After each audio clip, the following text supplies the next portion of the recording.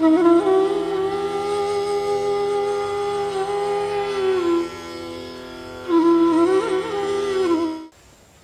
के लिए जो समर्पण की या उनके प्रति प्रेम की बात है ना, तो क्या इसमें भी जो साधक है या जो प्रेमी है वो क्या करे उसके लिए, कैसे प्रेम में या समर्पण पैदा हो? वो जो भी करे उसके लिए करे। अच्छा, खुद के लिए कुछ ना करे तो जो क्या करे वाला प्रश्न खो जाए।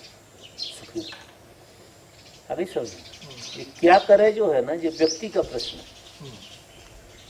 अगर आप समर्पण का मतलब यह है कि आपकी सांस भी उसके लिए चल रही है, तो प्रश्न कहाँ से उठते हो? कहाँ से उठते हो? जब आप सांस भी उसी को ले रहे हो तो कैसे और क्या का तो सवाल ही नहीं है।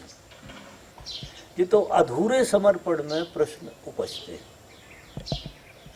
अधूरे प्रेम में जो उपजते हैं। और प्रेम कभी भी या तो पूरा होता है या होता ही नहीं है। बड़ा विचित्र है। कसर होती है, बीच में कुछ नहीं होता, बीच में कुछ होता नहीं है उसमें। कसर निकलती नहीं है। नहीं, बीच में कुछ नहीं है। या तो होता है या होता ही नहीं है, ऐसी स्थिति होती है।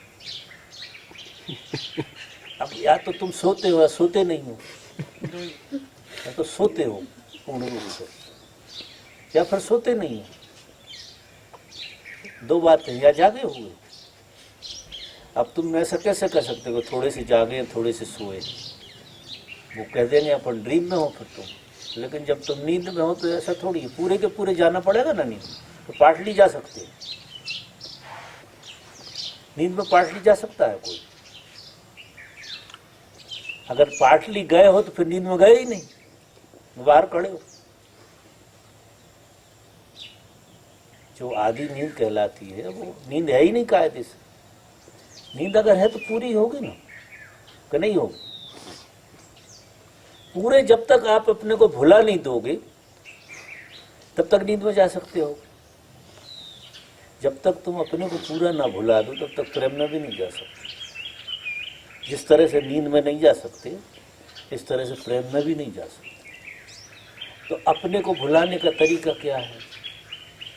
सीधा तरीका नहीं है, उसके होने में अपने को भुला दो।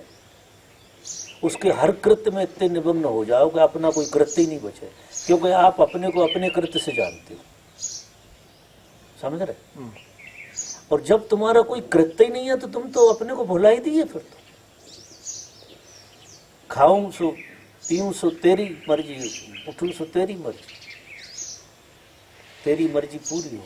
वो मीरा जिस ढंग से कहती है, बेचे तो बिक जाओ, जैसे तुझे जाए विद राखे राम ताए विद रही। अपने को तो बीच में आने ही नहीं।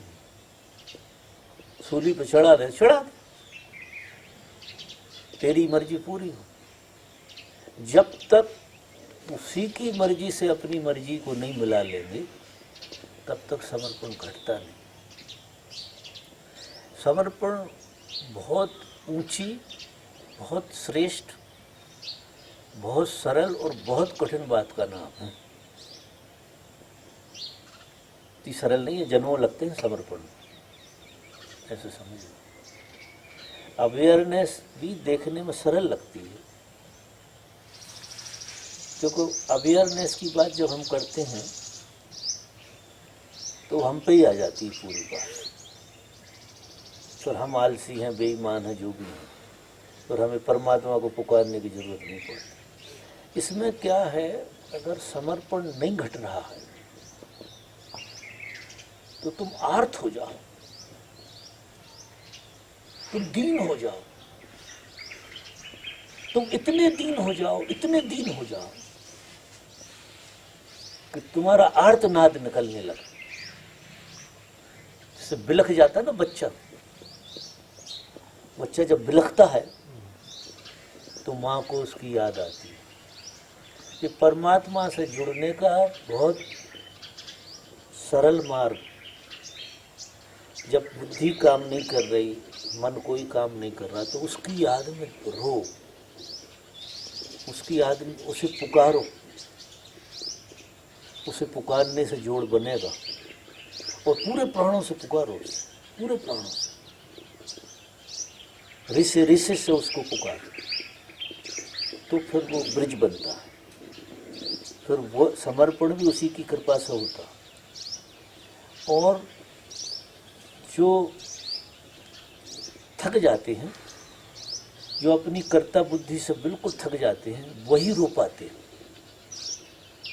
जब अपनी कर करके तो देख ली, तो फिर वो आर्तनाद निकलता है उनमें से, क्योंकि वो तो सर्वव्यापी है, जानता है। लेकिन इतनी तड़प तो देख ले।